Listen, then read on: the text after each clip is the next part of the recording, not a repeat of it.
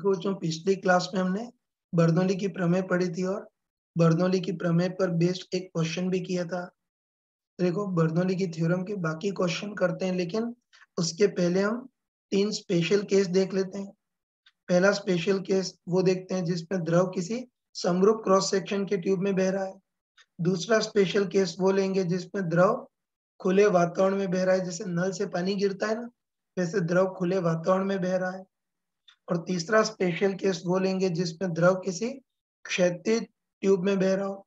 तो देखते हैं कि तीनों स्पेशल केस में क्या इंटरेस्टिंग रिजल्ट आता है, क्या डिफरेंट रिजल्ट आता है, वो देखते हैं ना। तो चलो सबसे पहले हम पहला स्पेशल केस लेते हैं। तो चलो पहले केस में मान लेते हैं कि जो द्रव है वो समरूप क्रॉस सेक्शन के किसी ट्यूब में बह रहा है ना। तो चलो चलो इस बार मान लेते हैं कोई ट्यूब है जिसका क्रॉस सेक्शन क्षेत्रफल सब जगह समरूप है और उसमें द्रव सतत रूप से बह रहा है।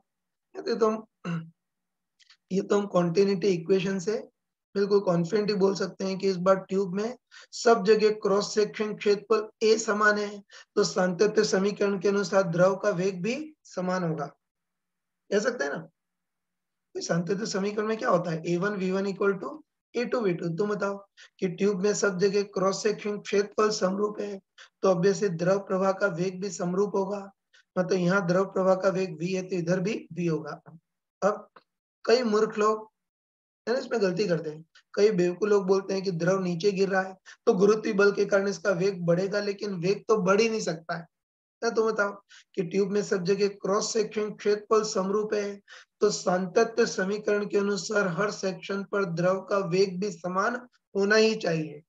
या फिर भी किसी में अकल नहीं आए तो तुम चाहो तो इसको फिजिक्स की लैंग्वेज में बोल सकते हो, तो ये बोल सकते हो। तो बताओ द्रव नीचे आएगा है ना, बताओ द्रव ऐसे नीचे आएगा तो इसकी गुरुत्वीय स्थिति ऊर्जा मुक्त होगी। अब जितनी भी गुरुत्वीय स्थिति ऊर्जा मुक्त होगी वो गति ऊर्जा को तो बढ़ा ही नहीं सकती है, क्योंकि वेग सब जगह समरूप है। तो इस बार जितनी भी गुरुत्वीय स्थिति ऊर्जा मुक्त होगी वो गति ऊर्जा को तो बढ़ा ही नहीं सकती है, तो वो दाब ऊर्जा को बढ़ाएगी। इसलिए इस बार द्रव जैसे से नीचे आएगा सब जगह वेग तो समान रहेगा, तो बढ़ेगा क्या, दाब बढ़ेगा। ये कंसेप्ट है ना। बाकी ये तो फालतू इतनी गहराई में बता दिया। कॉमन से बोल सकते हैं कि सब जगह क्रॉस सेक्शन क्षेत्रफल समरूप है, तो कॉन्टिन्यूटी समीकरण के अनुसार द्रव का वेग भी सब जगह समरूप होगा। तो चलो ऐसा करते हैं कि इधर कोई भी 2 सेक्शन लेते हैं।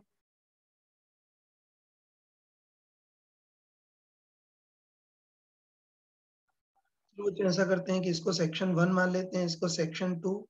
और चलो दोनों की ऊंचाई में अंतर h है, बस है ना। सिंपली सेक्शन 1 और सेक्शन 2 के बीच भगवान का नाम लेकर के बर्नौली की थ्योरम लगा देते हैं। और हमको बताया कि इस बार रोजिएज की टर्म भी आएगी ना। तो चलो आसानी के लिए इस लेवल पर गुरुत्वीय स्थिति ऊर्जा 0 मान लेते हैं, तो इधर कितनी होगी 0 प्लस रोजिए। तो बस सेक्शन 1 और सेक्शन 2 के बीच बर्नौली की समीकरण लगाते हैं, है ना। P1 plus half rho V1 square plus rho ji H1 equal to P2 plus half rho V2 square plus rho ji H2।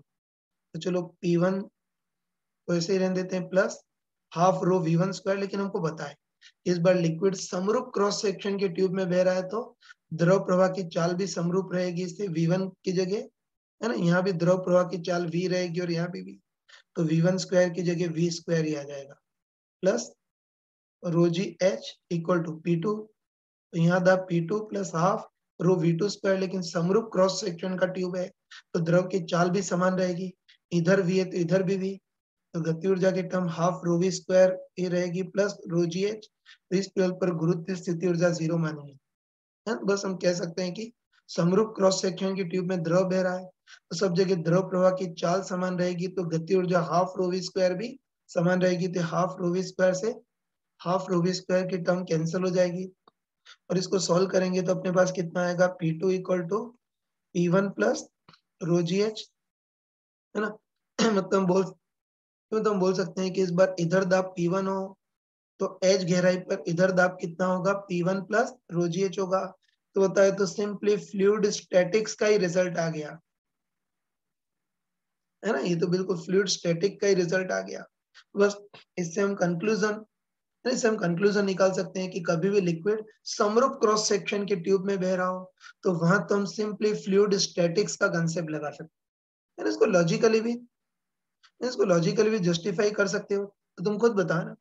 तुमको बताओ कि लिक्विड बिल्कुल समरूप क्रॉस सेक्शन की ट्यूब में बह रहा है, तो बताओ ना। बताओ सब जगह क्रॉस सेक्शन क्षेत्रफल समरूप होगा तो द्रव प्रवाह का वेग भी समरूप होगा, मतलब गति ऊर्जा भी समरूप होगी। तो बताओ इस बार लिक्विड की गति ऊर्जा होगी तो सही, लेकिन गति ऊर्जा समान रहेगी, चेंज होगी नहीं। तो ऊर्जा संरक्षण के समीकरण में गति ऊर्जा वाली टर्म कैंसिल हो जाएगी, इससे गति ऊर्जा का कोई यूज नहीं होगा। और इस बार P2 equal to P1 plus ρgh आ जाएगा।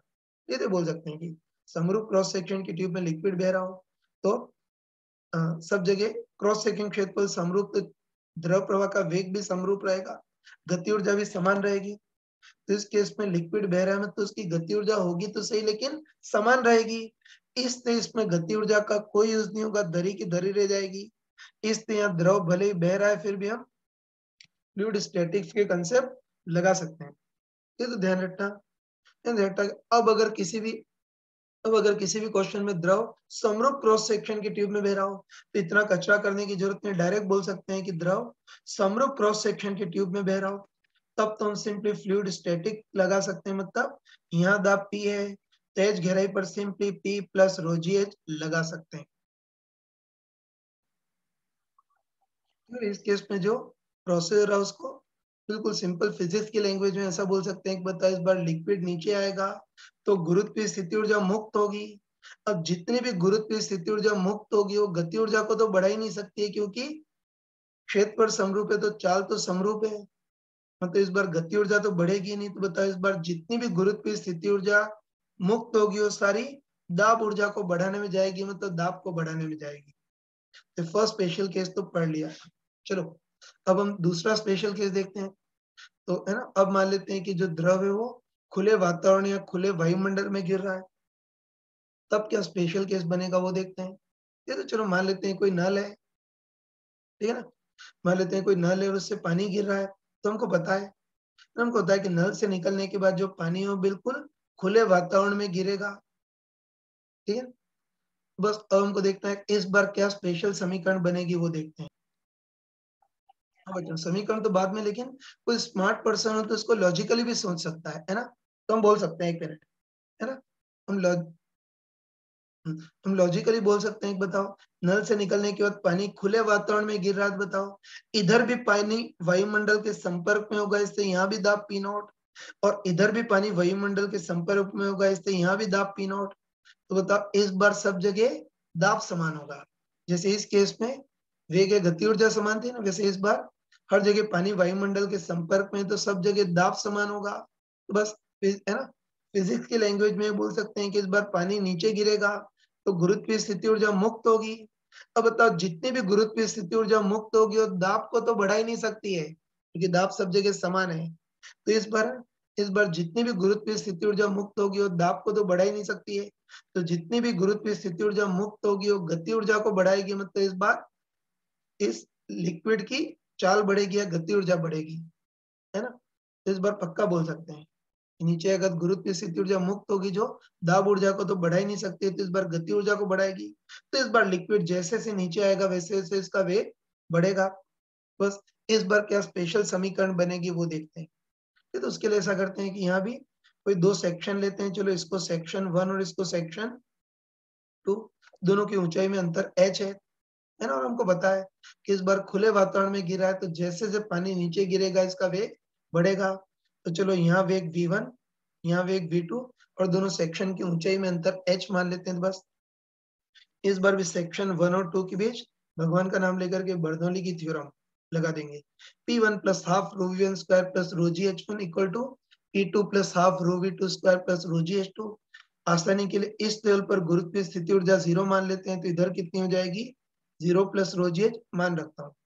P1 है तो हमको बताया कि नल से बाहर निकलने के बाद पानी वायुमंडल के संपर्क में हो जाएगा तो दाब तो सब जगह P नॉट ही होगा। तो P1 की जगह P naught plus half rho V1 square plus rho gh equal to P2, तो यहाँ भी वायुमंडल के संपर्क में ही पानी, तो यहाँ भी दाब P naught plus half rho V2 square plus rho gh। तो बताओ इस टेबल पर गुरुत्वीय स्थिति ऊर्जा 0 मानी है तो 0 होगी।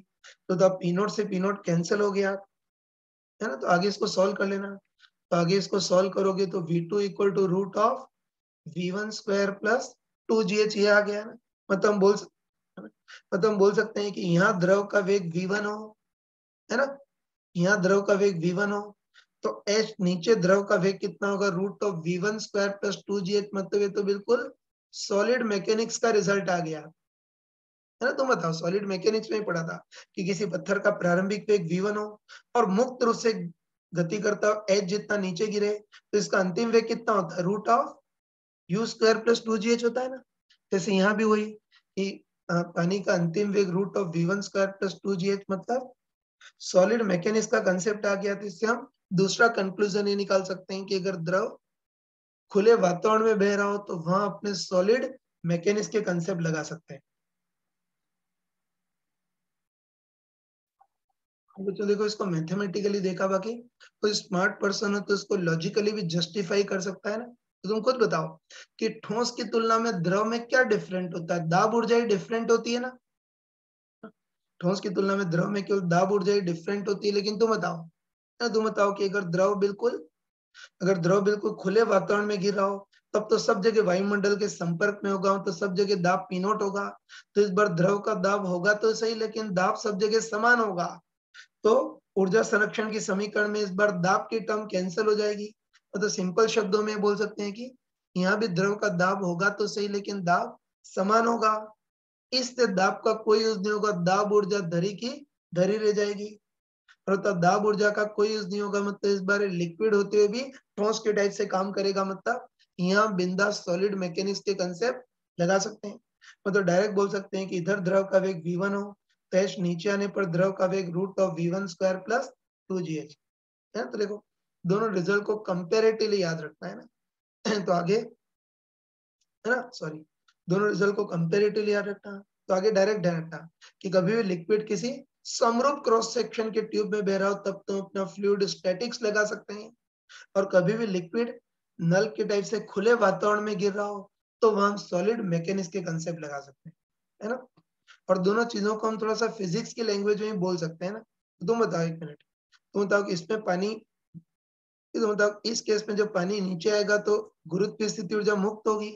गुरुत्व स्थिति ऊर्जा जितनी मुक्त होगी वो गति ऊर्जा को तो बढ़ा ही नहीं सकती है, तो इस बार जितनी भी गुरुत्व स्थिति ऊर्जा मुक्त होगी वो दाब ऊर्जा को बढ़ाएगी। मतलब इस बार पानी जैसे से नीचे आएगा, चाल तो बढ़ ही नहीं सकती, तो फिर दाब बढ़ेगा।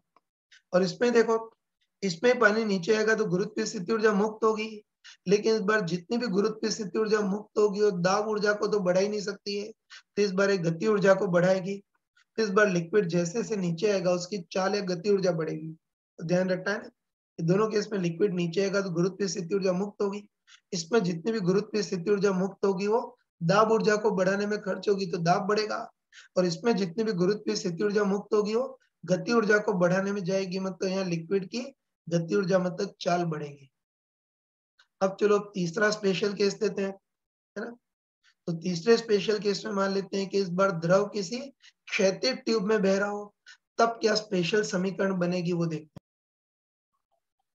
तो चलो इस बार ही मान लेते हैं कि कोई पाइप है, लेकिन सबसे मेन चीज है कि इस बार जो पाइप है वो बिल्कुल क्षैतिज है ना।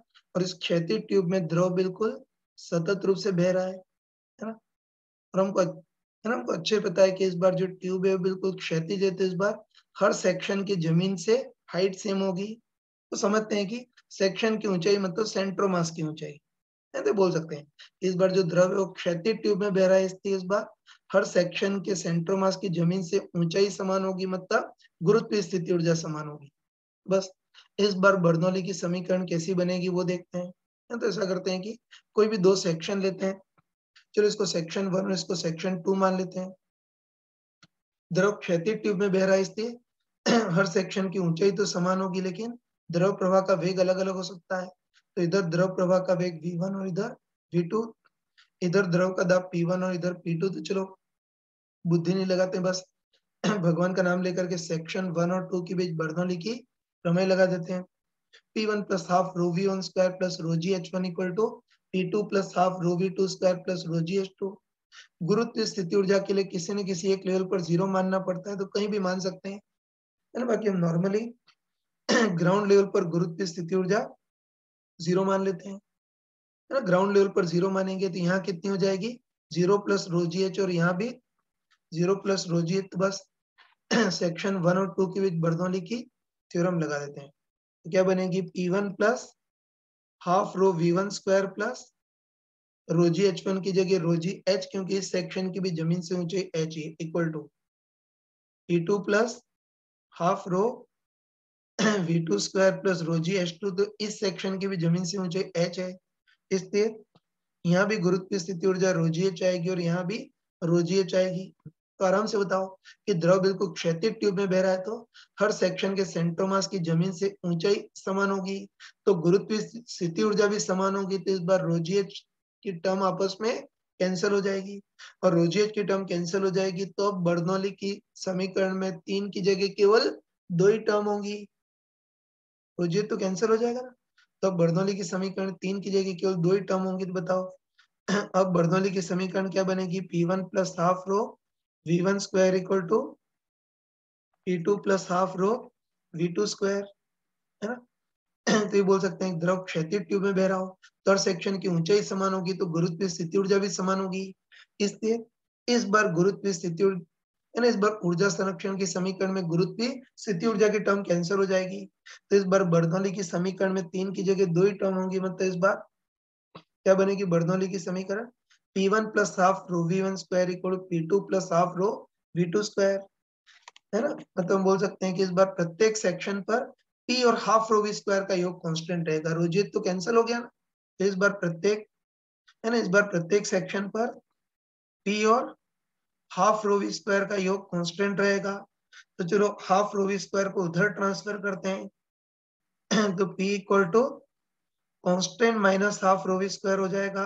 और तुम बताओ एक मिनट, तुम बताओ कि मतलब द्रव अगर क्षैतिज ट्यूब में बह रहा हो तो उस केस में P equal constant minus half rho V square, इधर माइनस आ रहा है। मतलब बोल सकते हैं कि जिस सेक्शन पर द्रव प्रवाह का वेग ज्यादा होगा वहां दाब कम, और जिस सेक्शन पर द्रव प्रवाह का वेग कम वहां दाब ज्यादा। बोल सकते हैं ना कि P equal constant minus half rho V square, इधर माइनस है। तो इस बार जिस सेक्शन पर द्रव प्रवाह का वेग ज्यादा होगा वहां दाब कम होगा, और जिस सेक्शन पर द्रव प्रवाह का वेग कम होगा दाब ज्यादा होगा, ये बोल सकते हैं, है ना। बच्चों अभी तो इतना डिटेल में एनालिसिस किया, लेकिन आगे इतना डिटेल में सोचने का टाइम नहीं है ना। इस थर्ड स्पेशल केस को भी रिजल्ट की फॉर्म में ध्यान रखना है ना। तो अच्छे ध्यान रखना कि कभी भी द्रव किसी क्षैतिज ट्यूब में बह रहा हो ना, कभी द्रव किसी क्षैतिज ट्यूब में बह रहा हो, तो उस केस में जहां द्रव प्रवाह का वेग ज्यादा होगा वहां दाब कम, और जहां द्रव प्रवाह का वेग कम होगा वहां दाब ज्यादा होगा। तो तुम बताओ, इधर सेक्शन 1, 2 और 3 लेते हैं, हाँ, तुम खुद बताओ। इस बार लकीली द्रव क्षैतिज ट्यूब में बह रहा है, तो जहाँ वेग ज्यादा हो दाब कम। बस तुम बताओ कि इन तीनों सेक्शन में ना, तो बताओ कि इन तीनों सेक्शन में सेक्शन 2 सबसे सकरा है। सकरा है मतलब इसका क्रॉस सेक्शन क्षेत्र, तीनों में सेक्शन 2 सबसे नैरो है, मतलब यहाँ क्रॉस सेक्शन क्षेत्रफल सबसे कम है। तो द्रव प्रवाह का वेग सबसे ज्यादा होगा, और द्रव प्रवाह का वेग सबसे ज्यादा होगा तो यहाँ दाब सबसे कम होगा। उसके बाद सेक्शन 1 में और का सेक्शन 2 सबसे चौड़ा है, यहाँ क्रॉस सेक्शन क्षेत्रफल सबसे ज्यादा है, तो द्रव प्रवाह का वेग सबसे कम होगा। और बताओ द्रव प्रवाह का वेग सबसे कम होगा तो यहाँ दाब सबसे ज्यादा होगा।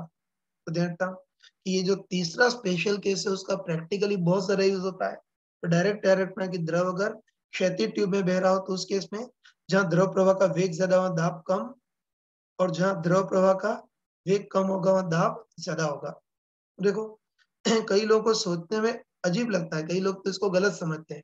कई मूर्ख लोगों के दिमाग में तो ये मिसकंसेप्शन बैठा होता है ना। कई बेवकूफ दिमाग में ये मिसकंसेप्शन बैठा होता है। वो सोचते हैं कि जहाँ वेग ज्यादा वहां दाब भी ज्यादा, और जहाँ वेग कम वहां दाब भी कम, लेकिन ये गलत है ना।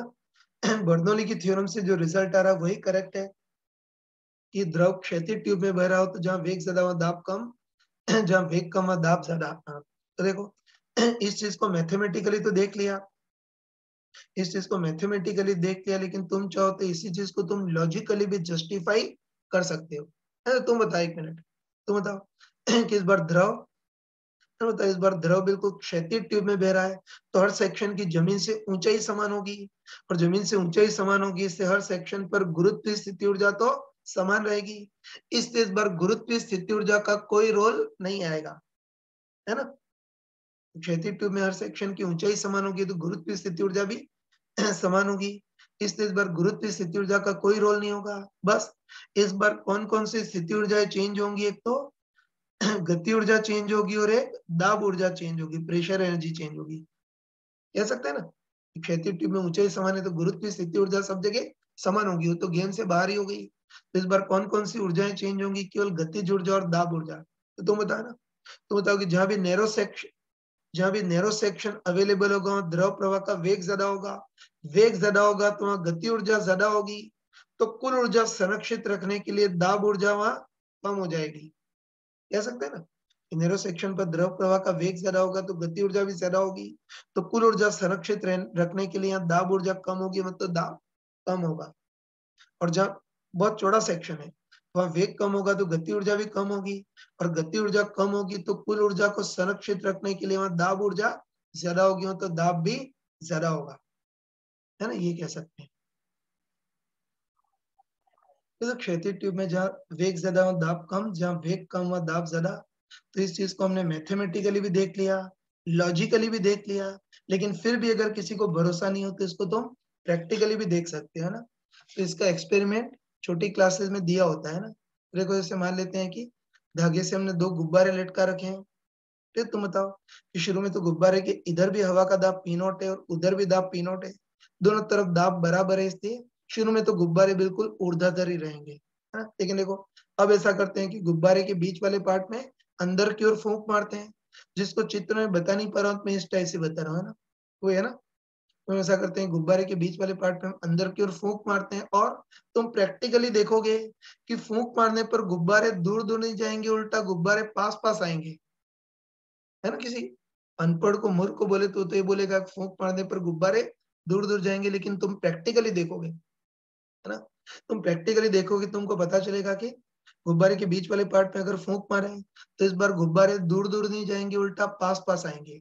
और ये जो रिजल्ट है वो भी इस थर्ड स्पेशल केस पर ठप्पा लगाता है ना, इसको भी थर्ड स्पेशल केस से हम समझ सकते हैं ना। तुम बताओ एक मिनट, तो तुम बताओ कि गुब्बारे के बीच वाले पार्ट में फूंक मारेंगे तो यहाँ हवा का वेग बढ़ जाएगा, वेग बढ़ जाएगा तो बर्नौली की समीकरण के अनुसार दाब घट जाएगा, है ना। फूंक मारेंगे तो हवा का वेग बढ़ जाएगा, और वेग बढ़ जाएगा तो बर्नौली की समीकरण के अनुसार दाब घट जाएगा। तो तुम बताओ ना, तुम बताओ कि गुब्बारे के बाहर वाले पार्ट में तो दाब पी नॉट का पी नॉट ही रहेगा, लेकिन फूंक मारने के कारण या वेग बढ़ जाने के कारण अंदर वाले भाग में दाब घट जाएगा। तो बताओ, बाहर से धक्का उतना ही लगेगा लेकिन इधर धक्का घट जाएगा, तो बताओ उसके कारण गुब्बारे जो है वो अंदर की ओर चले जाएंगे, अंदर की ओर विक्षेपित हो जाएंगे। और बताओ फूंक मारने पर गुब्बारे अंदर की ओर विक्षेपित हो रहे हैं, तो इससे अब ठप्पा लग गया कि फूंक मारने के कारण वेग बढ़ जाएगा तो बीच में हवा का दाब घट जाएगा, है ना। ये प्रैक्टिकली भी देख सकते हैं। बताओ इसी चीज को मैथमेटिकली भी देख लिया, लॉजिकली भी देख लिया और एक्सपेरिमेंटली भी देख लिया, तो अब टप्पा लग गया है ना। क्षैतिज ट्यूब में द्रव बह रहा हो तो उस केस में जहाँ वेग ज्यादा वहां दाब कम, जहाँ द्रव प्रवाह का वेग कम वहां दाब ज्यादा। फिर वो जो इसी चीज का एक और प्रैक्टिकल केस दे रहा हूँ देखना।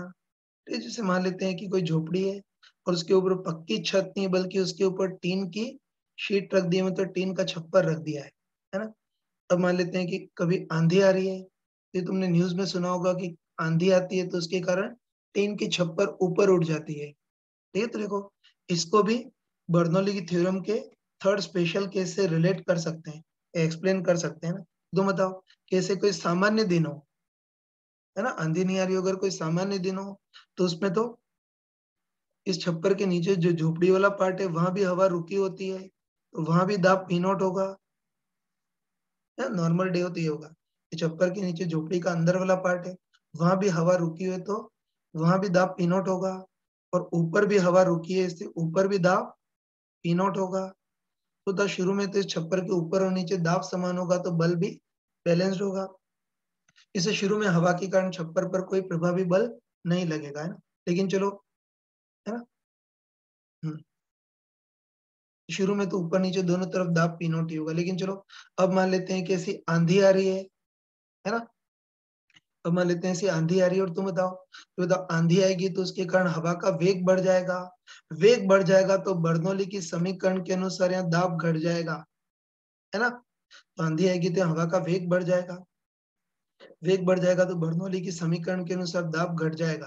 तो तुम बताओ कि झोपड़ी के अंदर तो हवा रुकी हुई है ना, इसे झोपड़ी के अंदर तो वायुमंडलीय दाब P नॉट ही होगा, लेकिन ऊपर वेग बढ़ जाने के कारण दाब घट जाएगा। तो तुम बताओ कि नीचे तो दाब P नॉट ही होगा, लेकिन ऊपर दाब घट जाएगा, तो तब हवा के कारण छप्पर पर परिणामी बल ऊपर की ओर लगेगा। कह सकते हैं ना कि नीचे दाब उतना ही लेकिन ऊपर दाब घट गया है, तो हवा के कारण ये छप्पर पर परिणामी बल ऊपर लगेगा।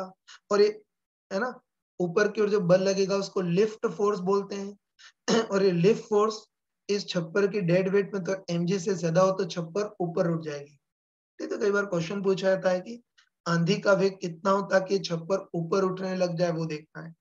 तो चलो मान लेते हैं कि आंधी में हवा के बहने का वेग v मान लेते हैं। ये तो वही चीज जो बताई थी, वही कि झोपड़ी के अंदर तो हवा रुकी है, इसलिए नीचे से दाब P नॉट होगा, लेकिन ऊपर हवा का वेग बढ़ जाने के कारण दाब घट जाएगा। और यहाँ जो दाब है उसको मैं चलो P1 बोल लेता हूँ। तो बस ऊपर दाब कितना होगा वो देखना है। तुम आराम से बताओ कि बताओ ऊपर वाले पार्ट और नीचे वाले पार्ट के बीच क्या लगा सकते हैं, बर्नौली की थ्योरम लगा सकते हैं। और ये थोड़ा ध्यान रखना कि कभी भी हवा के लिए बर्नौली की प्रमेय लगाएं तो रोजीएच की टर्म आएगी नहीं। है ना, हमको पता है कि हवा का घनत्व बहुत कम होता है, या हवा पर गुरुत्वीय बल का भी प्रभाव बहुत कम होता है, इसलिए हवा के लिए तुम कभी भी बर्नौली की थ्योरम लगाओ, रोजीएच की टर्म आएगी नहीं। तो बता, छप्पर के ऊपर वाले और छप्पर के नीचे वाले पार्ट के बीच बर्नौली की थ्योरम लगाएं तो क्या आएगा, simply P1 plus half rho V1 square equal to P2 plus half rho V2 square ही आएगा, है ना। तो द P1 है ना, छप्पर के ऊपर दाब plus half rho V1 square, तो इधर आंधी का वेग V है, तो half rho V square equal to P2। तो द छप्पर के नीचे तो हवा रुकी है और यहाँ वायुमंडलीय दाब है, तो P2 तो कितना होगा P naught plus half rho V2 square zero, क्योंकि छप्पर के नीचे जो झोपड़ी वाला पार्ट है वहां हवा रुकी है तो उसका वेग जीरो होगा। बस सॉल्व कर लेंगे, P1 को उधर ट्रांसफर करते हैं, उधर ट्रांसफर करेंगे तो P not minus P1 equal to कितना आ गया, हाफ रो V स्क्वायर, ये हो गया, है ना। तो बस वही चीज होता, नीचे तो दाब P नॉट है लेकिन ऊपर दाब घट गया है, तो हवा के कारण छप्पर पर परिणामी बल ऊपर की ओर लगेगा, जिसको लिफ्ट फोर्स बोलते हैं। वो कितना होगा वो देख सकते हैं। चलो ऐसा करते हैं कि टीन की जो चादर है ना, टीन की जो शीट है या टीन का जो छप्पर है, इसका क्रॉस सेक्शन क्षेत्रफल ए मान लेते हैं। तो नीचे से दाब P नॉट है, तो नीचे से धक्का कितना लगेगा, P नॉट है, लेकिन ऊपर दाब कम है P1, तो ऊपर से धक्का कम लगेगा, P1 है। तो तुम बताओ कि नीचे से धक्का ज्यादा लग रहा है और ऊपर से धक्का कम लग रहा है, तो हवा के कारण इस छप्पर पर परिणामी बल ऊपर की ओर लगेगा, जिसको लिफ्ट फोर्स बोलते हैं। और वो कितना होगा, P not a minus P1 है, मतलब क्या लिख सकते हैं, P not minus P1 into A. और बताओ ये ऊपर की ओर उठाने वाला लिफ्ट फोर्स इस छप्पर के डेड वेट mg से ज्यादा हो तो छप्पर ऊपर उठ जाएगा। तो होता छप्पर ऊपर उठ जाए उसके लिए ऊपर उठाने वाला जो लिफ्ट फोर्स है वो छप्पर के डेड वेट या mg से ज्यादा होना चाहिए। तो बताओ कि इस छप्पर पर ऊपर की ओर उठाने वाला लिफ्ट फोर्स कितना है, P not minus P1 into A, that should be greater than mg। तो बताओ P नॉट माइनस P1 का मान इस बर्नौली की थ्योरम से निकाल सकते हैं ना। तो बर्नौली की थ्योरम के अनुसार P नॉट माइनस P1 कितना है, हाफ रो V स्क्वायर है। नमूनों को उधर ट्रांसफर कर लोगे ना तो कितना आएगा, V square greater than 2mg upon rho A, तो V greater than root 2mg by rho A. तो हम बोल सकते हैं कि अगर आंधी का वेग रूट 2mg बाय रो ए से ज्यादा हो गया तो ये छप्पर ऊपर उड़ जाएगा। देखो बच्चों, बर्नौली की थ्योरम से हम हार्ट अटैक की भी मैकेनिज्म समझ सकते हैं। ये तो मान लेते हैं कि इंसान की आर्टरीज है, मतलब धमनियां है जिसमें ब्लड बह रहा है। फिर हम चलो मान लेते हैं कि वो इंसान पिज्जा बर्गर जैसी अनहेल्दी चीजें खा रहा है जिसमें सेचुरेटेड फैट होता है। और सेचुरेटेड फैट के कारण क्या होता है कि इसकी जो आर्टरीज होती हैं या धमनियां होती हैं उसके अंदर कोलेस्ट्रॉल ऐसे जमने लगता है, सुना होगा है ना। तो है ना, ऐसी अनहेल्दी चीजें खाने के कारण या सेचुरेटेड फैट वाली चीजें खाने के कारण इन आर्टरीज में होते हैं, इन धमनियों में ऐसे कोलेस्ट्रॉल जमने लगता है। और तुम बताओ कि कोलेस्ट्रॉल जमने लगेगा तो वहां आर्टरी वाला पार्ट सकरा हो जाएगा, ना कोलेस्ट्रॉल जमने लगेगा ना, तो जहाँ कोलेस्ट्रॉल जमा है वहाँ आर्टरी वाला जो भाग है वो काफी सकरा हो जाएगा, और सकरा हो जाएगा तो उसके कारण वहाँ ब्लड फ्लो का वेग बढ़ जाएगा। और तुम बताओ कि ये वाला जो भाग है वहाँ ब्लड फ्लो का वेग बढ़ जाएगा तो बर्नौली की समीकरण के अनुसार दाब घट जाएगा। तो तुम बताओ कि आर्टरी के बाहर तो दाब पहले जितना था उतना ही होगा, है ना भाई? ध्यान रखना कि आर्टरी के बाहर तो दाब पहले जितना था उतना ही रहेगा, लेकिन आर्टरी के अंदर वाले भाग में वेग काफी बढ़ जाने के कारण दाब काफी घट जाएगा। तो तुम बताओ ना, तुम बताओ कि बाहर से तो दाब जितना था उतना ही रहेगा, लेकिन आर्टरी के अंदर जो है वो दाब घट जाएगा, तो उसके कारण इस वाले भाग पर प्रभावी बल अंदर की ओर लगेगा, और प्रभावी बल अंदर की ओर लगेगा तो उसके कारण ये दोनों भाग चिपक जाएंगे, मतलब आर्टरी ब्लॉक हो जाएगी, है ना? ये दोनों भाग चिपक जाएंगे तो उसके कारण आर्टरी ब्लॉक हो जाएगी, मतलब एक क्षण के लिए ब्लड फ्लो बंद हो जाएगा, जिसको हार्ट अटैक बोलते हैं। तो इसको भी बर्नौली की थ्योरम से समझ सकते हैं। वैसे तो इसमें द्रव आर्टरीज में क्षैतिज नहीं बल्कि ऊर्ध्वाधर बह रहा है। तो इस बार रोजेज की भी थोड़ी टर्म आएगी, लेकिन फिर भी रफली ये बोल सकते हैं कि कोलेस्ट्रॉल जमने के कारण सकरा भाग हो जाएगा, है ना? आर्टरी का भाग सकरा हो जाएगा तो वेग बढ़ जाएगा, दाब घट जाएगा। बाहर दाब जितना था उतना ही रहेगा, लेकिन अंदर ब्लड का दाब घट जाएगा, तो उसके कारण इस वाले भाग पर परिणामी बल अंदर की ओर लगेगा, और उसके कारण ये वाला जो भाग है चिपक जाएगा, आर्टरी का एक भाग ब्लॉक हो जाएगा। तो कुछ क्षण के लिए ब्लड फ्लो रुक जाएगा, जिसको हार्ट अटैक बोलते हैं। इससे हमको सबक मिला कि हमको अंश, है ना, हमको सैचुरेटेड फैट वाली जो चीजें हैं, मतलब पिज्जा बर्गर, उसको अवॉइड करना चाहिए। तो अभी हमने बर्नौली की थ्योरम के तीनों स्पेशल केस पढ़ लिए, तो उसके रिजल्ट डायरेक्ट याद रखना है, एंड स्पेशल केस का हम फास्ट कैलकुलेशन के लिए यूज करेंगे। तो पहली चीज पता चल गई कि द्रव समरूप क्रॉस सेक्शन के ट्यूब में बह रहा हो तो हम सिंपली फ्लूइड स्टैटिक्स लगाएंगे। दूसरा पता चल गया कि द्रव अगर खुले वातावरण में गिर रहा हो तो हम सॉलिड मैकेनिक्स के कंसेप्ट लगा सकते हैं।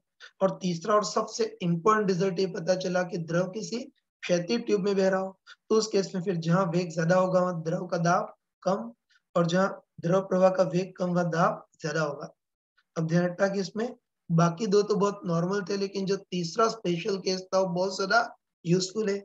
इसके प्रैक्टिकली बहुत सारे यूज होते हैं, और इसी तीसरे स्पेशल केस के कारण ये बर्नौली की थ्योरम इतनी फेमस है। तो बस हम ये बर्नौली थ्योरम का जो तीसरा स्पेशल केस है उसके प्रैक्टिकल एप्लीकेशन देखते हैं। फिर बच्चों अब हम बर्नौली की थ्योरम के प्रैक्टिकल एप्लीकेशन देखते हैं। तो बर्नौली की थ्योरम का पहला प्रैक्टिकल यूज होता है वेंचुरी मीटर में। तो पहले वेंचुरी मीटर क्या काम करता है वो देखते हैं। तो हमको पता है कि हमारे घरों में जो पानी आता है वो पाइप के माध्यम से आता है ना, तो पाइप में बह रहे पानी का अगर वेग प्रैक्टिकली मापना है तो उसके लिए हम वेंचुरी मीटर का यूज करते हैं। ठीक है, इसमें बर्नौली की थ्योरम के थर्ड स्पेशल केस का ही यूज होता है। तो देखते हैं कि वेंचुरी मीटर कैसे वर्क करता है, मतलब पाइप में बह रहे पानी के वेग को प्रैक्टिकली कैसे मापते हैं वो देखते हैं ना। तो चलो मान लेते हैं कि, है ना, चलो मान लेते हैं कि कोई पाइप है जिससे हमारे घरों में पानी आ रहा है, और चलो पाइप का नॉर्मल क्रॉस सेक्शन क्षेत्रफल A1 मान लेते हैं, और नॉर्मल क्रॉस सेक्शन में बह रहे पानी का वेग V1 मान लेते हैं, जिसको हमको मापना है ना। तो ध्यान रखना, फिर ध्यान रखना कि पा, पाइप में बह रहे पानी का वेग मापना है तो उसके लिए हम क्या करते हैं कि पाइप के बीच में ऐसा संकरा भाग बना देते हैं, है ना। पाइप में बहने वाले पानी का वेग ज्ञात करना है ना, तो उसके लिए हम क्या करते हैं कि इस पाइप के बीच में ऐसा सकरा भाग बना देते हैं। और ध्यान रखना कि ये जो सकरा भाग है वो गर्दन के टाइप से दिखता है, इसलिए जो सकरा भाग है उसको थ्रोट बोलते हैं, या इंजीनियरिंग लैंग्वेज में इसको वेंचुरी मीटर बोलते हैं। तो पाइप में ऐसा बीच में सकरा भाग बनाए थे इसको थ्रोट या वेंचुरी बोलते हैं। और चलो मान लेते हैं कि जो सकरा भाग है उसका क्रॉस सेक्शन क्षेत्रफल A2 है, और वहां द्रव का प्रवाह का वेग V2 है ना। तो हमको अच्छे पता है ना, स्मार्ट पर्सन हो तो शक्ल देखते ही बता सकता है कि जो सकरा भाग है उसका क्रॉस सेक्शन क्षेत्रफल काफी कम है, तो द्रव प्रवाह का वेग काफी ज्यादा होगा। और यहाँ द्रव प्रवाह का वेग काफी ज्यादा है तो यहाँ दाब कम होगा। तो बताओ, इस नॉर्मल सेक्शन और इस सेक्शन के दाब में अंतर होगा, और बता दाब में जो अंतर होगा उसके अंदर कहीं ना कहीं द्रव प्रवाह का वेग V1 भी छुपा होगा। तो इस दाब में अंतर से हम द्रव प्रवाह का वेग v1 मापते हैं।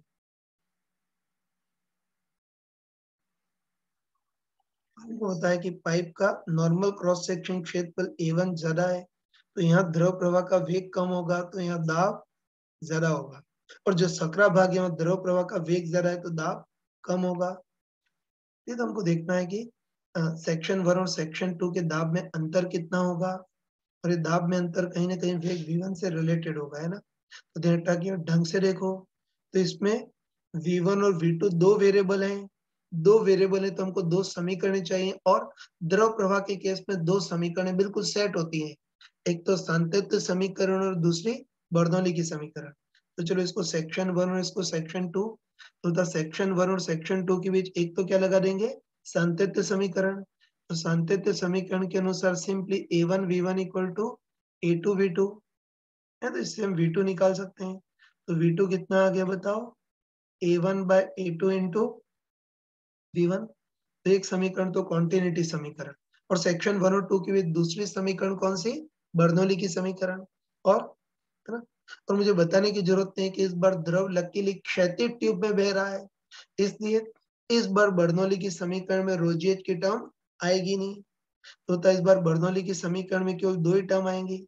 तो सेक्शन 1 और 2 के बीच बर्नौली की समीकरण क्या बनेगी, simply P1 plus half rho V1 square equal to P2 plus half rho V2 square.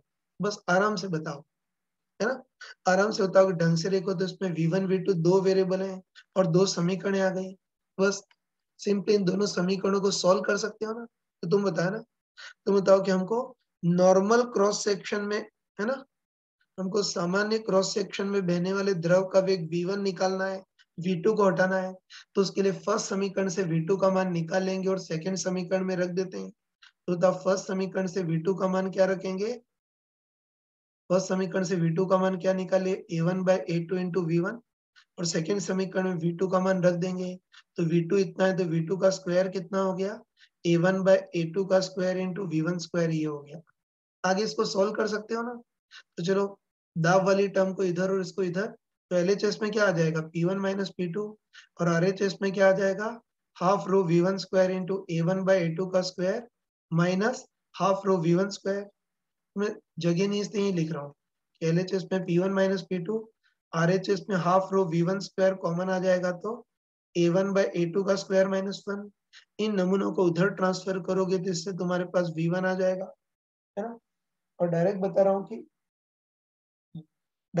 हूँ कि नमूनों को उधर ट्रांसफर करेंगे तो v1 हमारे पास कितना आएगा, रूट ऑफ 2 हो जाएगा। हाँ, तो root of 2 P1 minus P2, अपन नीचे क्या आएगा, रो। एक्चुअली रो पानी का घनत्व है तो रो वाटर लिख देता हूँ, और इधर कितना आएगा, A1 बाय A2 का होल स्क्वायर माइनस 1, इतना आ जाएगा।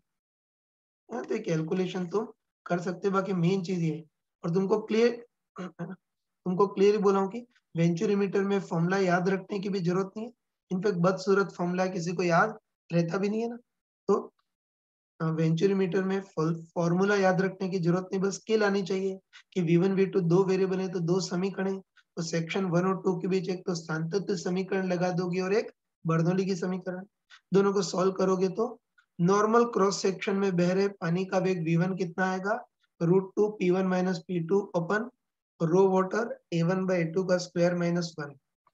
बस तुम बताओ कि A1 और A2 को तो हम वर्नियर कैलिपर से माप सकते हैं, रो वाटर पता ही 10 टू पावर 3, तो बस द्रव प्रवाह का वेग v1 मापना है तो उसके लिए हमको P1 माइनस P2 मेजर करना होगा, मतलब सेक्शन 1 और 2 के बीच दाब में अंतर कितना है वो मापना होगा।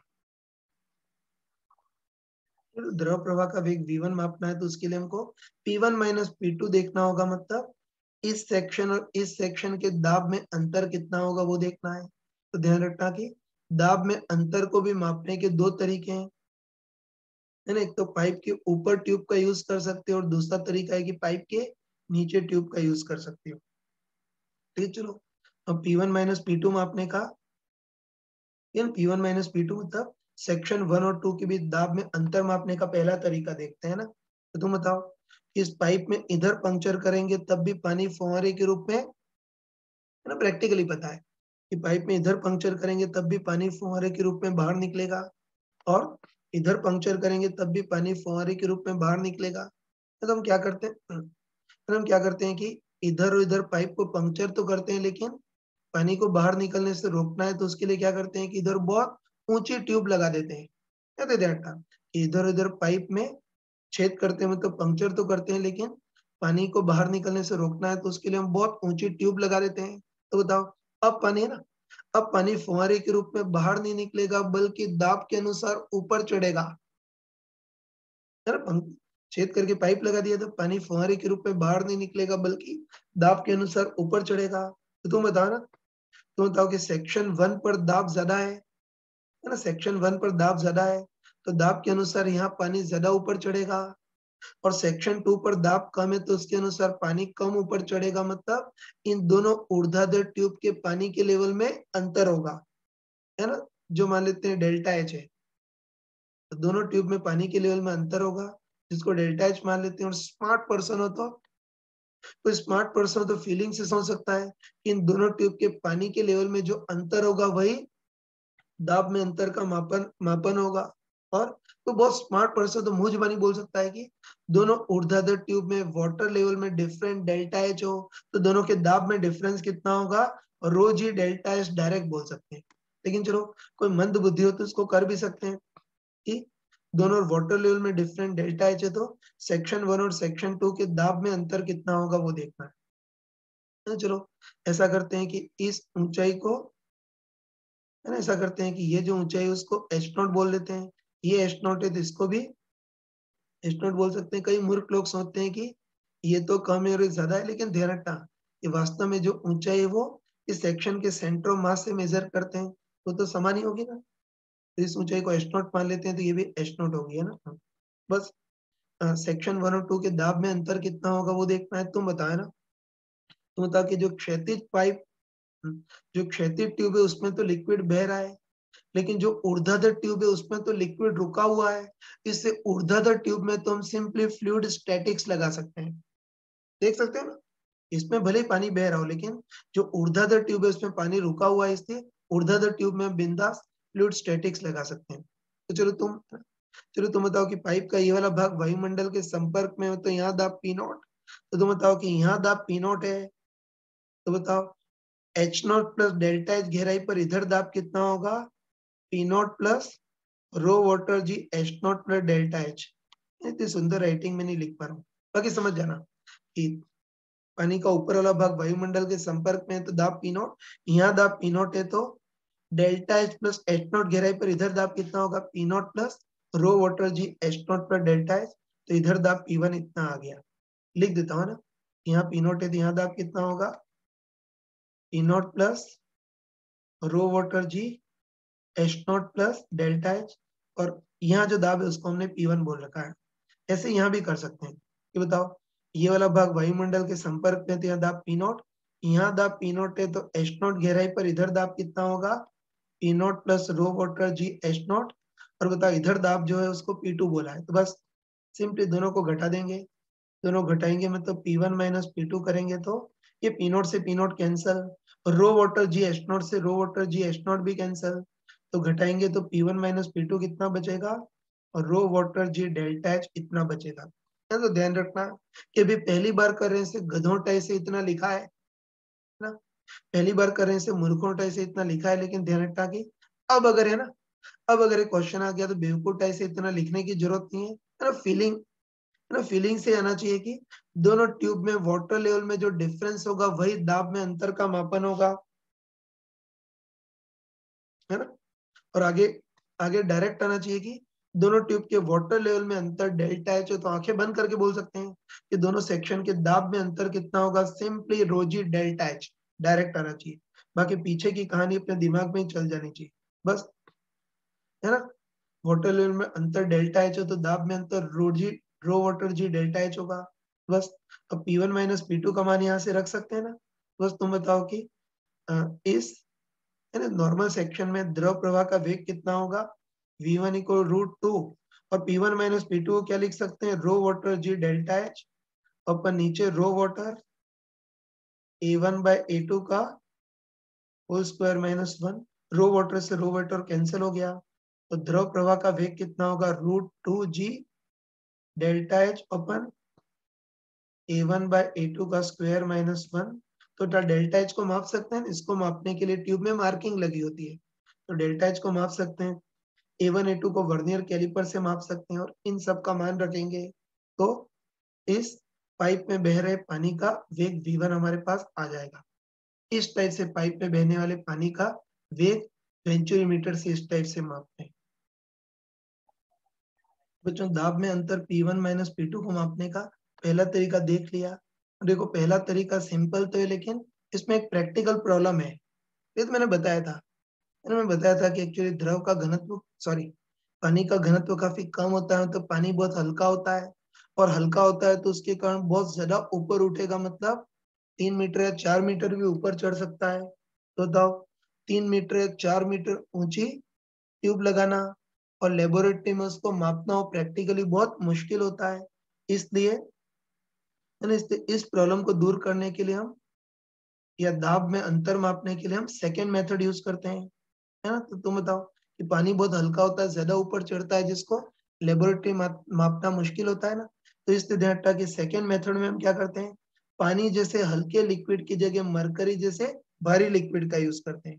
लेकिन तुम बताओ कि मरकरी को अगर ऊपर यूज करेंगे तो कुछ मरकरी पानी में भी मिक्स हो सकता है और उसके कारण पानी पॉइजनस हो सकता है। इसलिए मरकरी जैसा भारी लिक्विड यूज करेंगे तो उसको फिर पाइप के नीचे यूज करते हैं, है ना। तो उसके लिए हम क्या करते हैं, है ना, हमको सेक्शन 1 और 2 के दाब में अंतर निकालना है ना।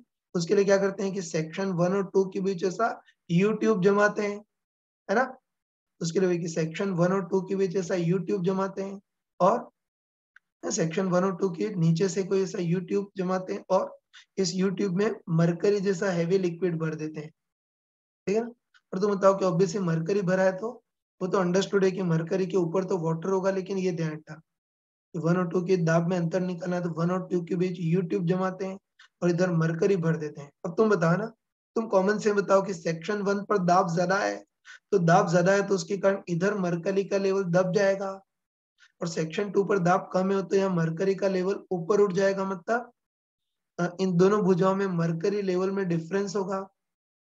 चलो, मरकरी लेवल में डिफरेंट डेल्टा एच मान लेते हैं, और कोई स्मार्ट पर्सन तो यहाँ भी लॉजिकली बोल सकता है कि इस बार दोनों भुजाओं में मरकरी लेवल में जो अंतर है वो भी दाब परिवर्तन का मापन होगा, मतलब दाब परिवर्तन के समानुपाती होगा। तो बस हमको देखना है कि दोनों जगह मरकरी लेवल में डिफरेंट डेल्टा एच हो, तो सेक्शन 1 और सेक्शन 2 के दाब में अंतर कितना होगा वो देखना है। तो चलो, उसके लिए ऐसा करते हैं कि ये वाली लंबाई को चलो h0 मान लेते हैं।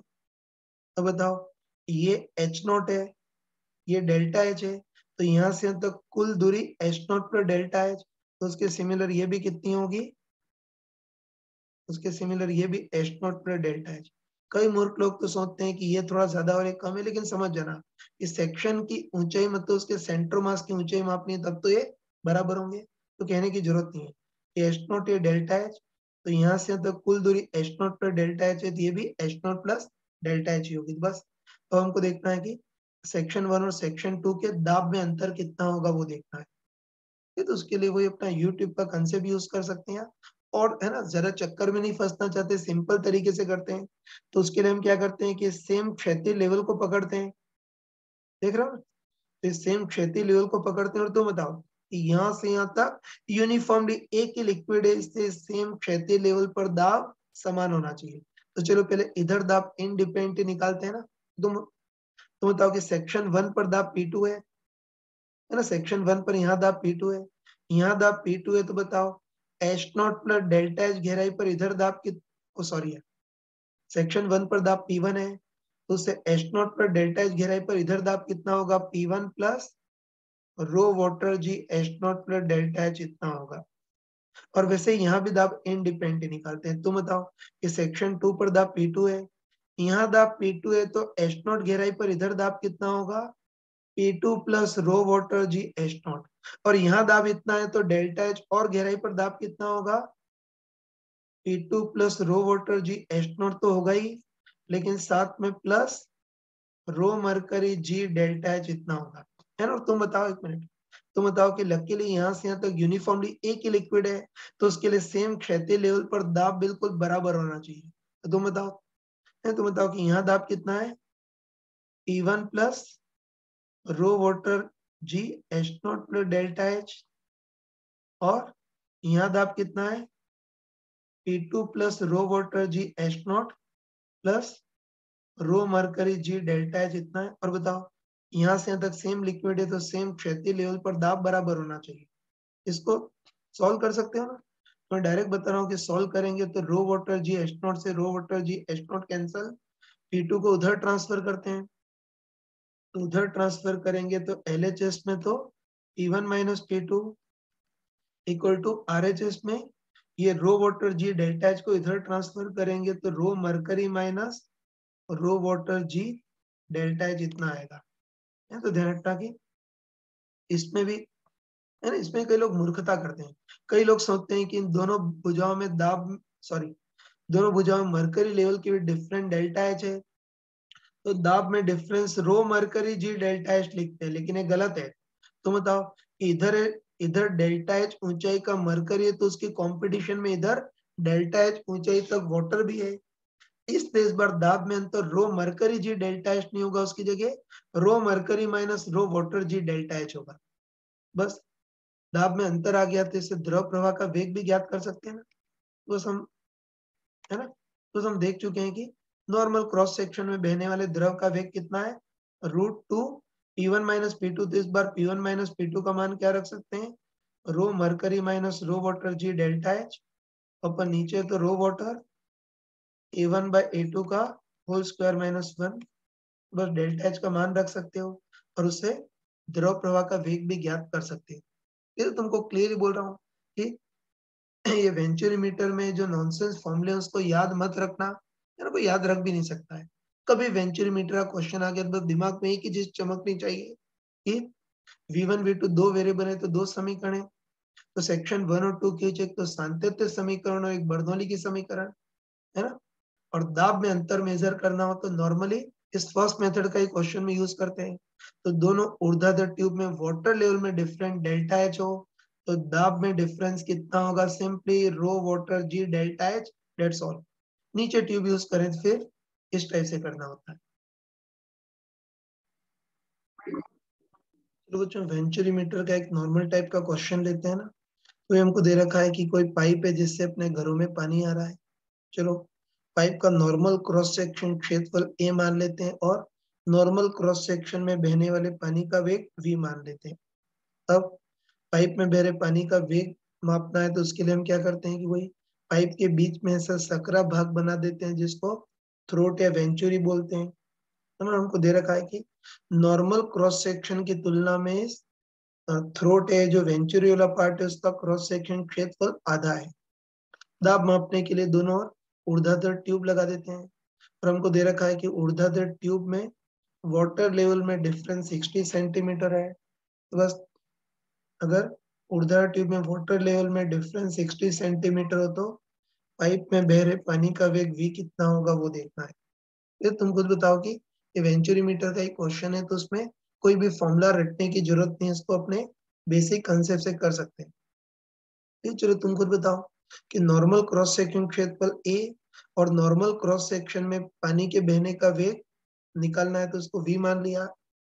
अब बीच पे हमने सकरा भाग बना दिया है और मुंह जुबानी बोल सकते हैं कि नॉर्मल क्रॉस सेक्शन की तुलना में जो सकरा भाग है उसका क्रॉस सेक्शन क्षेत्रफल आधा है, तो व्युत्क्रमानुपाती रूप से द्रव बहने का वेग डबल होगा।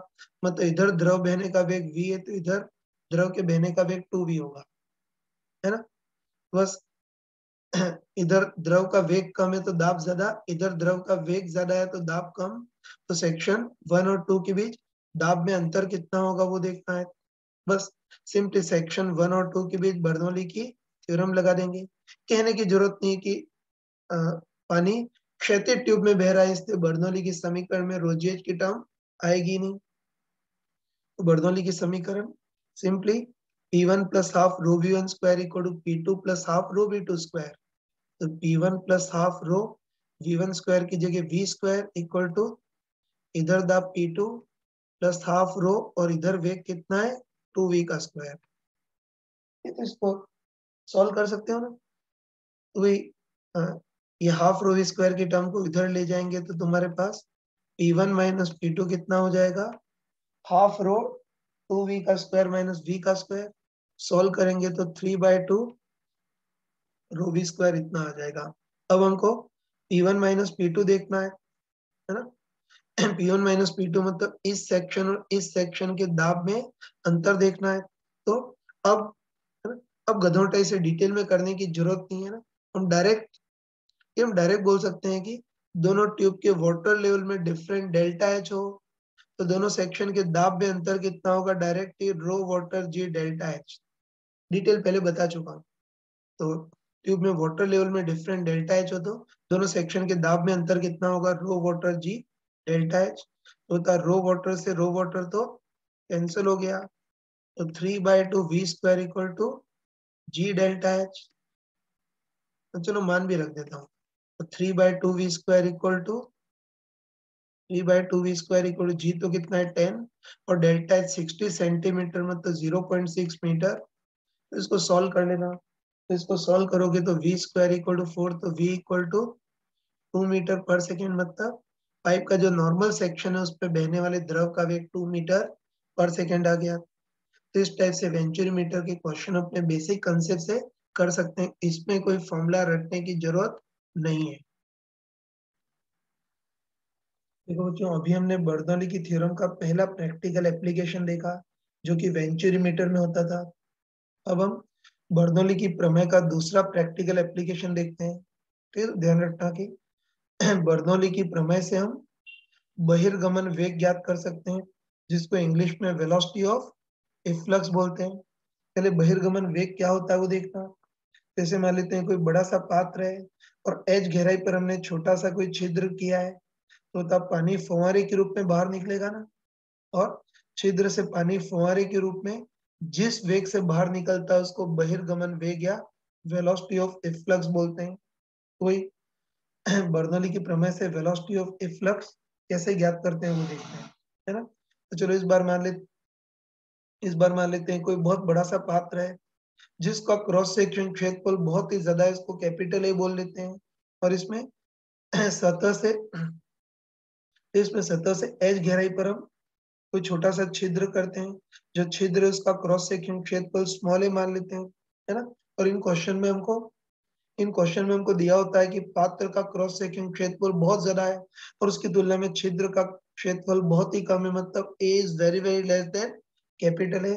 ये हमको क्वेश्चन में दिया होता है। बस सतह से एच गहराई पर अगर छोटा सा छिद्र करें तो पानी फुहारे के रूप में बाहर निकलेगा, और छिद्र से पानी फुहारे के रूप में जितने वेग से बाहर निकलता है उसी को हम बहिर्गमन वेग या वेलोसिटी ऑफ इफ्लक्स बोलते हैं। तो पानी कितने वेग से बाहर निकलेगा वो देखना है। मुझे इसको मैथमेटिकली करना है। तो चलो मान लेते हैं कि एच गहराई पर छिद्र किया तो पानी फुहारे के रूप में बाहर निकलेगा, और छिद्र से निकलने वाले पानी का वेग या बहिर्गमन वेग v2 मान लेते हैं। और हमको पता है कि पानी बाहर निकलेगा तो उसके कारण पानी का टॉप लेवल डाउन होगा, है ना। तो चलो पानी के टॉप लेवल के डाउन होने का वेग v1 मान लेते हैं और छिद्र से निकलने वाले पानी का वेग v2 मान लेते हैं, है ना। वैसे कोई स्मार्ट पर्सन है ना, वैसे कोई स्मार्ट पर्सन तो लॉजिकली बोल सकता है कि छिद्र की तुलना में पात्र का क्रॉस सेक्शन क्षेत्रफल बहुत ही ज्यादा है, तो व्युत्क्रमानुपाती रूप से टॉप लेवल डाउन होने का वेग बहुत ही कम होगा, मतलब टॉप लेवल के डाउन होने का वेग टेंस टू 0 होगा। लॉजिकली बोल सकते हैं, लेकिन एक बार मूर्खों टाइप से किताबी तरीके से कर लेते हैं।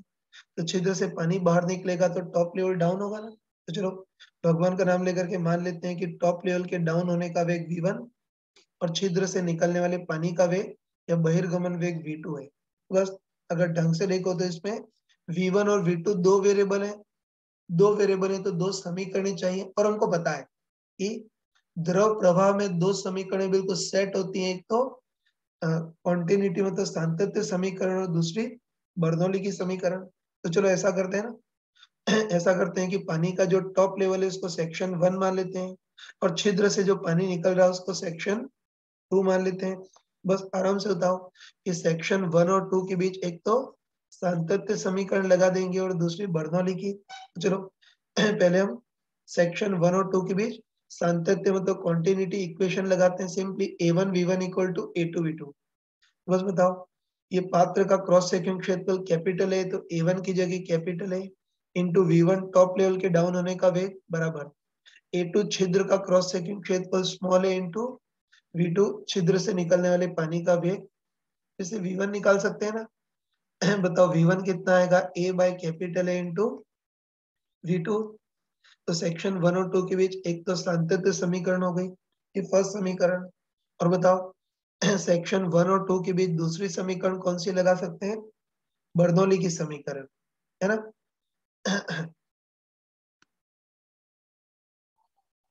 फिर बच्चों तुम खुद बताओ कि सेक्शन 1 और 2 के बीच ऊंचाई में भी अंतर है, मतलब गुरुत्वीय स्थिति ऊर्जा भी आएगी। तो चलो आसानी के लिए ऐसा करते हैं कि छिद्र के लेवल पर गुरुत्वीय स्थिति ऊर्जा 0 मान लेते हैं। तो यहाँ गुरुत्वीय स्थिति ऊर्जा 0 मानेंगे तो H ऊपर, इधर गुरुत्वीय स्थिति ऊर्जा कितनी हो जाएगी बताओ, 0 प्लस रो जी एच मतलब रो जी एच इतनी हो जाएगी। तो बस आराम से बताओ कि सिंपली सेक्शन 1 और 2 के बीच दूसरी समीकरण कौन सी, बर्नौली की समीकरण। तो मैं लिख देता हूँ कि बर्नौली की समीकरण के अनुसार P1 plus half rho V1 square plus rho ji H1 equal to P2 plus half rho V2 square plus rho ji H2। चलो मान रखते हैं। तो P1, पहले P1 देखना है, तुम खुद बताओ कि पानी की जो टॉप सरफेस है वो तो वायुमंडल के संपर्क में होगी, है ना। पानी की टॉप सरफेस वायुमंडल के संपर्क में होगी, तो यहाँ दाब कितना होगा P नॉट। तो P1 की जगह तो P naught plus half rho V1 square. तो देखो कोई स्मार्ट पर्सन हो, है ना, कोई स्मार्ट पर्सन हो तो डायरेक्ट बोल सकता है कि बता छिद्र की तुलना में पात्र का क्रॉस सेक्शन क्षेत्रफल बहुत ही ज्यादा है, तो व्युत्क्रमानुपाती रूप से पानी का लेवल डाउन होने का वेग बहुत ही कम होगा। V1 बहुत स्मॉल होगा तो V1 स्क्वायर तो महा स्मॉल होगा। इससे वैसे तो ये हाफ रो V1 स्क्वायर की टर्म को नेग्लिजिबल मान सकते हैं। स्मार्ट पर्सन होगा तो डायरेक्ट इसको लगभग 0 कर देगा, लेकिन एक बार हम गधों टाइप से किताबी तरीके से कर लेते हैं।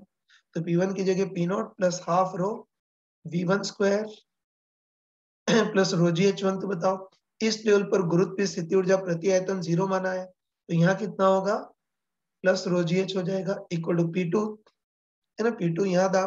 तुम बताओ कि छिद्र से बाहर निकलने के जस्ट बाद पानी वायुमंडल के संपर्क में आ जाएगा, है ना। तो छिद्र से निकलने के जस्ट बाद पानी वायुमंडल के संपर्क में आ जाएगा तो दाब P नॉट। तो P2 यहाँ पानी का दाब वो भी P naught plus half rho V2 square निकालना है प्लस रो जी H2। तो इस लेवल पर गुरुत्वीय स्थिति ऊर्जा 0 मानी थी तो 0 हो जाएगी। अब बताओ सॉल्व करेंगे तो P नॉट से P नॉट कैंसिल। बताओ टॉप सरफेस भी वायुमंडल के संपर्क में, तो यहाँ भी दाब P नॉट, और छिद्र से जैसे ही पानी बाहर निकलेगा वहां भी वायुमंडल के संपर्क में आ जाएगा, इसे इधर भी P नॉट। तो बताओ P नॉट से P नॉट कैंसिल हो गया। तो अपने समीकरण क्या बची, half rho V1 square plus rho ji H equal to half rho V2 square है सेकेंड समीकरण। बस अगर ढंग से देखो तो इसमें V1 V2 दो वेरिएबल है और दो समीकरण आ गई।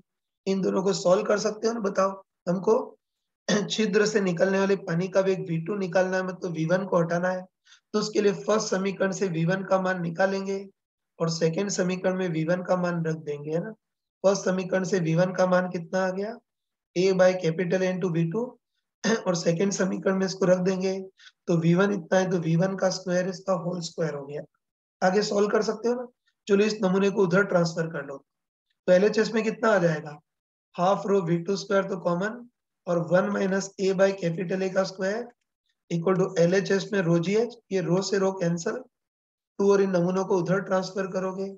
तो डायरेक्ट बता रहा हूँ कि उधर ट्रांसफर करके सॉल्व करोगे तो तुम्हारे पास V2, है ना, उधर ट्रांसफर करोगे तुम्हारे पास V2 कितना आ जाएगा, root 2GH open 1 minus A by capital A का स्क्वायर, और होता V2 क्या है, छिद्र से निकलने वाले पानी का वेग, और छिद्र से पानी फुहारे के रूप में जितने वेग से बाहर निकलता है उसी को बहिर्गमन वेग बोलते हैं, है ना। तुम कह सकते हैं कि पात्र में सतह से H गहराई पर अगर छिद्र करें तो पानी इतने वेग से बाहर निकलेगा, बहिर्गमन वेग इतना होगा, है। तो ध्यान रखना कि ये तो बहिर्गमन वेग का एग्जैक्ट एक्सप्रेशन है।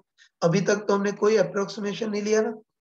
तो ये तो बहिर्गमन वेग का एग्जैक्ट एक्सप्रेशन है, लेकिन अब हम अपना अप्रोक्सीमेशन यूज करते हैं ना, तो हमको दे रखा है ना, वो इनको दे रखा है कि पात्र का क्रॉस सेक्शन क्षेत्रफल कैपिटल ए बहुत ही ज्यादा है और उसकी तुलना में छिद्र का क्षेत्रफल बहुत ही कम है।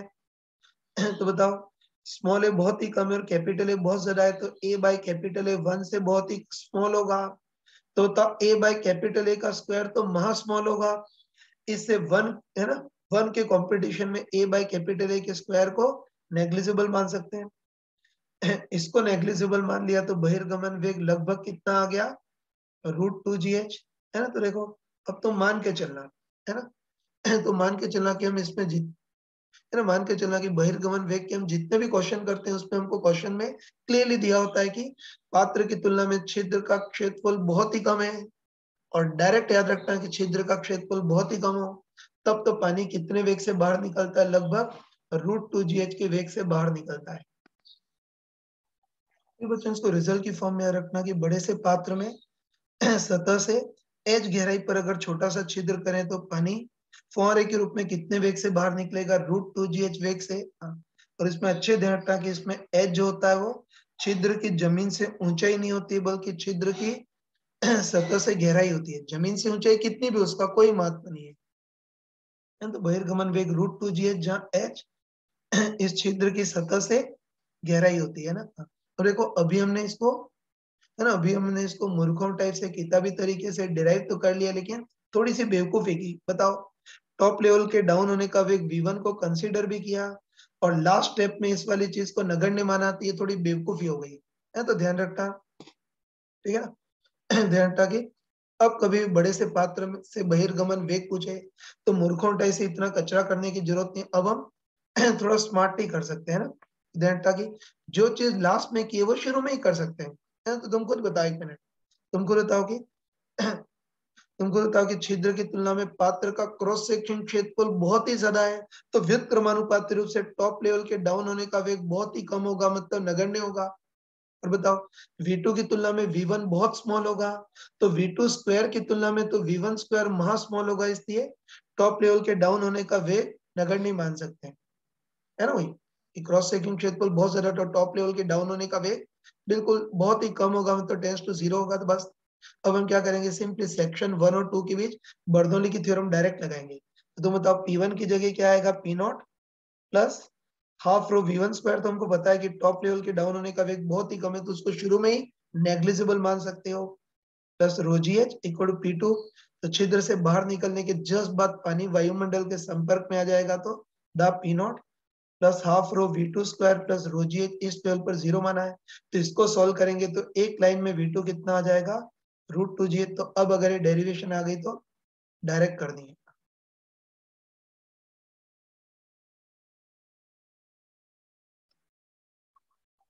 देखो, जो बहिर्गमन वेग को एक तो हमने मूर्खों टाइप से किताबी तरीके से भी डिराइव कर लिया, इंटेलिजेंट लोगों के टाइप से स्मार्ट तरीके से भी डिराइव कर लिया, लेकिन कोई और ज्यादा बुद्धिमान हो तो इसको बिल्कुल मुंह जुबानी लॉजिकली भी कर सकता है। तो तुम बताओ, 1 मिनट, तुम बताओ कि पानी का जो टॉप सतह है वो भी वायुमंडल के संपर्क में है, तो इधर भी दाब P0 और छिद्र से बाहर निकलने के बाद पानी वापस वायुमंडल के संपर्क में हो जाएगा, मतलब यहाँ भी दाब P0। तो तुम बता ना, तो मतलब कि सेक्शन 1 पर भी दाब P0 और सेक्शन 2 पर भी दाब P0, मतलब सेक्शन 1 और 2 पर दाब समान है। और तब दाब समान है, मतलब ये कौन सा हो गया, सेकंड स्पेशल केस हो गया, कह सकते हैं ना। कि इधर भी दाब P0 इधर भी P0, तो तब सेक्शन 1 और सेक्शन 2 पर दाब समान है, मतलब ये सेकंड स्पेशल केस बन गया। मतलब ये जो केस है वो, है ना, किसके तुल्य हो गया, जैसे पानी वायुमंडल में मुक्त रूप से गिर रहा है उसके सिमिलर हो गया, सेकंड स्पेशल केस बन गया। तो बताओ, यहाँ तो हम सिंपली सॉलिड मैकेनिक्स के कंसेप्ट लगा सकते हैं। तो तुम बताओ कि इधर है ना, तो बताओ इधर पानी का वेग लगभग 0 है, तो H नीचे गिरने पर पानी का वेग कितना होगा, और √2gh सेकेंड स्पेशल केस से डायरेक्ट कर सकते हैं। और ध्यान रखना कि अभी हम 21वीं सदी में कर रहे हैं, लेकिन यही चीज 16वीं सदी में टॉरिसोली ने सोची थी, इसलिए ये जो प्रमेय होती है उसको टॉरिसोली की प्रमेय बोलते हैं, है ना। तो ध्यान रखना कि टॉरिसोली की प्रमेय के अनुसार, टॉरिसोली की प्रमेय के अनुसार किसी टॉरिसोली की प्रमेय के अनुसार किसी बड़े से पात्र में, है ना, किसी बड़े से पात्र में एच गहराई पर छिद्र कर दें तो पानी √2gh वेग से ऐसे बाहर निकलता है जैसे इस पानी को h ऊंचाई से मुक्त रूप से गिराया गया हो, है तो ये जो प्रमेय होती है उसको टॉरिसोली की थ्योरम बोलते हैं। तो इसको हमने तीन तीन तरीके से, है ना, इस बहिर्गमन वेग को तीन तीन दृष्टिकोण से देखते हैं, लेकिन अब कोई दृष्टिकोण देखने की जरूरत नहीं है। अब डायरेक्ट मेडिकल के बच्चों में टाइप से रिजल्ट की फॉर्म में याद रखना है ना, कि कोई बड़ा सा पात्र हो उसमें छोटा छिद्र करें, उदयटा की सतह से एच गहराई पर छिद्र करें तो पानी फुहारे के रूप में कितने वेग से बाहर निकलता है? लगभग √2 GH के वेग से बाहर निकलता है। जहाँ एच छिद्र की ऊंचाई नहीं होती बल्कि सतह से छिद्र की गहराई होती है। That's all. चलो बच्चों इसमें एक और कंसेप्ट देखते हैं ना, तो चलो इस बार ही मान लेते हैं कोई बड़ा सा पात्र है और इसमें सतह से एच गहराई पर हमने कोई छोटा सा छिद्र किया है और छिद्र का क्रॉस सेक्शन क्षेत्रफल अभी तक स्मॉल ए बोल देते हैं, लेकिन अब कैपिटल ए बोल देते हैं। कोई पाप तो नहीं है ना। तो वही सतह से एच गहराई पर कोई छोटा सा छिद्र करते हैं जिसका क्षेत्रफल कैपिटल ए मान लेते हैं। तो हमको अच्छे पता है कि सॉरी, हमको अच्छे पता है कि सतह से एच गहराई पर छोटा सा छिद्र करेंगे तो पानी फुहारे के रूप में बाहर निकलेगा। और पानी कितने वेग से बाहर निकलेगा? लगभग √2 GH वेग से पानी बाहर निकलेगा। ये तो हम पहले भी देख चुके हैं, लेकिन अब एक कदम और आगे देख सकते हैं ना। तुम प्रैक्टिकली बताओ, तुम प्रैक्टिकली बताओ कि पानी फुहारे के रूप में आगे की ओर बाहर निकलेगा तो उसका रिएक्शन इस पात्र पर पीछे लगेगा, है ना। हम कह सकते हैं एक मिनट, पानी पानी फुहारे के रूप में आगे की ओर निकलेगा तो इसका रिएक्शन पात्र पर पीछे की ओर लगेगा। और ये जो रिएक्शन फोर्स लगता है उसको थ्रस्ट फोर्स बोलते हैं, या हिंदी में प्रणोद बल बोलते हैं।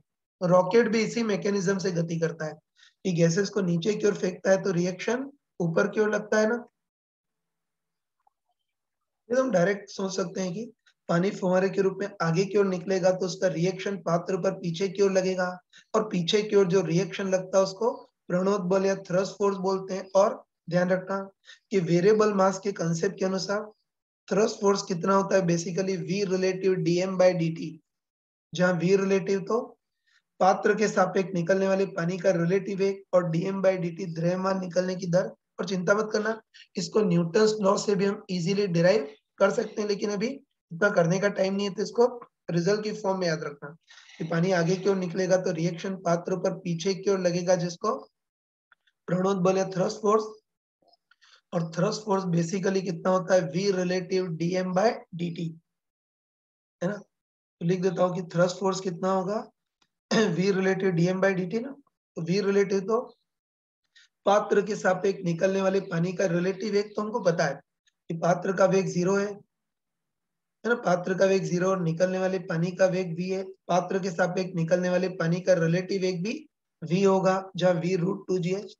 तो पात्र के सापेक्ष निकलने वाले पानी का रिलेटिव वेग तो v इंटू dm/dt द्रव्यमान निकलने की दर। और मैंने तुमको चमका कर बताया था कि पानी अगर लगातार बह रहा हो तो द्रव्यमान प्रवाह की दर कितनी होती है? सिंपली ρAV, जहाँ रो तो पानी का घनत्व, ए इस छिद्र का क्रॉस सेक्शन क्षेत्रफल इंटू v पानी निकलने का वेग। तो बस इसको सॉल्व करेंगे तो थ्रस्ट फोर्स अपने पास कितना आएगा? ρAV²। बच्चों आगे इतना लिखने का टाइम नहीं, डायरेक्ट याद रखना कि पानी फुहारे के रूप में आगे की ओर निकलेगा तो उसका रिएक्शन पात्र पर पीछे की ओर लगेगा जिसको थ्रस्ट फोर्स बोलेंगे। और थ्रस्ट फोर्स बेसिकली तो v रिलेटिव dm/dt होता है, लेकिन थोड़ा सॉल्व करेंगे तो इस बार थ्रस्ट फोर्स कितना आएगा? ρAV²। इसको डायरेक्टली याद रखना है, या तो थोड़ा सा मान भी रख सकते हैं। तो इस बार थ्रस्ट फोर्स कितना होगा? रो तो पानी का घनत्व, ए छिद्र का क्रॉस सेक्शन क्षेत्रफल, और v पानी के बाहर निकलने का वेग वो कितना है? √2 GH। तो v² इसका स्क्वायर हो जाएगा। तो इस बार थ्रस्ट फोर्स कितना आएगा? ρA और √2 GH का स्क्वायर करेंगे तो 2 GH इतना आएगा। और ध्यान रखना कि थ्रस्ट फोर्स का कंसेप्ट बता दिया तो इससे तुम वेरिएबल मास के क्वेश्चन, मतलब रॉकेट वाले क्वेश्चन भी इसी कंसेप्ट से तुम कर सकते हो। चलो बच्चों थ्रस्ट फोर्स पर ही बेस्ड एक क्वेश्चन कर लेते हैं। ये देखो इसमें हमको दे रखा है कोई बड़ा सा पात्र है जिसमें पानी भरा हुआ है और पात्र और पानी सबका कुल द्रव्यमान m दे रखा है। अब इस पात्र को हमने किसी जमीन की रफ क्षैतिज सतह पर रखा है। जमीन और पात्र के बीच सतह रफ है जिसका घर्षण गुणांक हमको μs दे रखा है। अब ऐसा करते हैं कि सतह से h गहराई पर कोई बहुत छोटा सा छिद्र बनाते हैं जिसका क्रॉस सेक्शन क्षेत्रफल a है। बस हमको पूछा है कि छिद्र को सतह से कितनी गहराई पर बनाएं ताकि थ्रस्ट फोर्स के कारण ये पात्र फिसलने लगे, वो देखना है। कर सकते हैं ना? कोई बड़ा सा पात्र है और सतह से एज गहराई पर कोई छोटा छिद्र किया है, तो हमको पता है कि छोटा छिद्र करेंगे तो पानी फुहारे के रूप में बाहर निकलेगा। फुहारे के रूप में पानी जिस वेग से बाहर निकलेगा उसको बहिर्गमन वेग बोलते हैं। और एज गहराई पर छिद्र किया है तो बहिर्गमन वेग कितना होगा? √2gh का। और हमको पता है ना, हमको पता है कि पानी आगे की ओर निकलेगा तो उसका रिएक्शन पात्र पर पीछे की ओर लगेगा, और पीछे की ओर जो रिएक्शन लगता है उसको थ्रस्ट फोर्स बोलते हैं। और मैंने अभी बताया था कि थ्रस्ट फोर्स बेसिकली तो v रिलेटिव dm/dt होता है, लेकिन इसको सॉल्व करेंगे तो कितना आएगा? ρ a v स्क्वायर।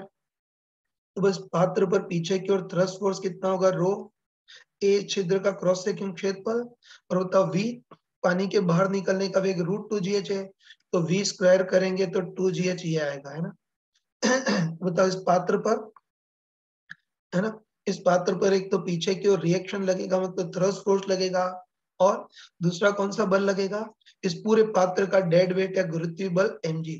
तो बस हमको देखना है कि फिसलना स्टार्ट करने की क्या कंडीशन होगी, वो देखना है बस। अब तो ये फ्रिक्शन का नॉर्मल क्वेश्चन हो गया ना, तो अब तो इसको करने का वही सदियों पुराना तरीका कि सिंपली वेल्डिंग स्ट्रेन देखेंगे और तोड़ने वाला बल। वेल्डिंग स्ट्रेन के लिए दबाव बल देखना है, तो तुम आराम से बताओ, तुम आराम से बताओ कि इस पूरे पात्र का डेड वेट या गुरुत्वीय बल mg है, तो उसके कारण पात्र जो है वो जमीन की सतह को mg बल से दबाएगा। तो इस दबाव बल के कारण पात्र और जमीन की सतह के बीच एक वेल्डिंग बन जाएगी जिसकी वेल्डिंग स्ट्रेंथ कितनी होगी? μs इंटू दबाव बल mg। और अब तोड़ने वाला बल देखना है, तो तुम बताओ ना, तुम बताओ कि जो थ्रस्ट फोर्स है वो संपर्क सतह के समानांतर है, तो वेल्डिंग तोड़ने का काम करेगा। बस इस बार हम चाहते हैं कि पात्र फिसलने लगे, मतलब वेल्डिंग टूट जाए, तो उसके लिए सिंपली तोड़ने वाला बल पर्याप्त होना चाहिए, मतलब वेल्डिंग स्ट्रेंथ से ज्यादा होना चाहिए। तो तुम बताओ ना, तुम बताओ कि तोड़ने वाला बल कौन सा है? ये thrust force ρ a into √2gh, है ना? That should be greater than welding strength μs into mg। अरे क्या कर दिया, रूट तो हट जाएगा, है ना? तो तोड़ने वाला बल thrust force rho A into 2gh, that should be greater than welding strength mu s into mg। Solve करेंगे तो g से g कैंसिल हो जाएगा, तो इससे h ग्रेटर देन कितना आ जाएगा, है ना? इसको सॉल्व कर लेना, तो h ग्रेटर देन तुम्हारे पास कितना आ जाएगा? म्यूएस m अपन 2 रो ए, ये आ जाएगा। तो बस फिसलना स्टार्ट करे उसके लिए h का मान इतना h से ज्यादा होना चाहिए, तो h का न्यूनतम मान μs m ओपन 2 रो इतना तो होना ही चाहिए।